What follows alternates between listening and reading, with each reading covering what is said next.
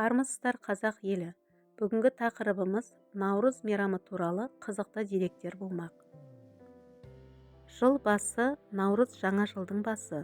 Бұл күн, яғни наурыз айының 21-нен 22-сіне қараған түні, аспан денелері өздерінің бастапқы нүктелеріне келіп, күн мен түн теңеледі.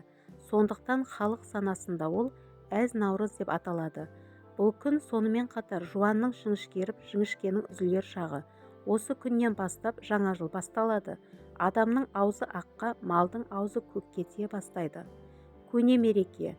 Наурыз мерекесінің халық арасында аталып келе жатқанына кейбір деректер бойынша 5000 жылдай болған, яғни қазіргі дәстүрлі діндерден бұрын пайда болған. Наурыз діни мереке емес. Кейбір елдерде наурызға тыйым салынған. Мысалы, Сирия мен Иракта, сонымен қатар Түркияда 1991 жылға дейін наурызға тыйым салынып келді.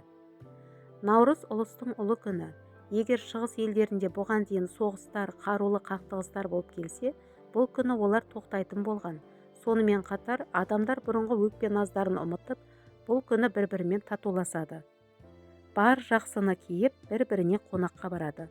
Бұл күндері әртүрлі ұлттық ойындар, жарыстар өткізіледі. Мысалы, бәйге, жамбы ату, палуандар күресі. Сондай-ақ алтыбақан құрылып, әндер шырқалады. Ақындар айтысы ұйымдастырылады. Қазақстанда наурыз мерекесі жыл сайын кең ауқымда атап өтіліп келеді. Наурыз сөзінің мағынасы. Наурыз сөзі парсы тілінен аударғанда жаңа күн деген мағынаны білдіреді. Яғни наурыз орталық Азия халықтары арасында жаңа жылдың басы болып саналады. Киелі сан. Бұл күні басты тағам наурыз көже. Оны кем дегенде 7 түрлі дәмнен, су, сүрленген ет, тұз, май, дән, айран, құрт және басқа дәмдерден жасайды. Тұзды қосқаны тұз астың дәмін келтіреді. Тіпті тұз астың дәмін келтіреді, мақал сөздің мәнін келтіреді дегенде сөз бар. Сүт немесе ақ құйғаны сүттей үйіп отырайық, көңіліміз ақ, таза болсын деген ұғымды білдіреді. Қазақта ағы бардың бағы бар деген түсінік бар. Құрт қосатын себебі, құрт аурушаң адамдарға қуат беретін күшті ас. Ет қосқаны, ет қазақтың төл асы. Қазан толсын, асар мол болсын деген мақсатта сақталған сүретті наурыз көжеге мол етіп салған. Ал дәнді дақылдардың емдік қасиеттері бар.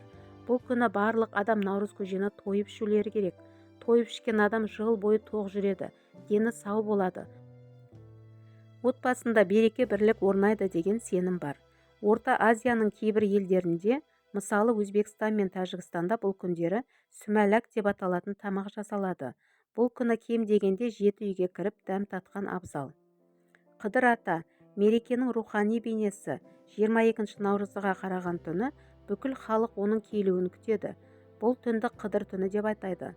Қыдыр ата бүкіл халықтың қамқоры, оларға жақсылық жасаушы, ырыс құт несібе әкелуші, бақыт, береке өмір сыйлаушы қасиет иесі, кемеңгер, әулие, көріпкел, жарылқаушы қарт.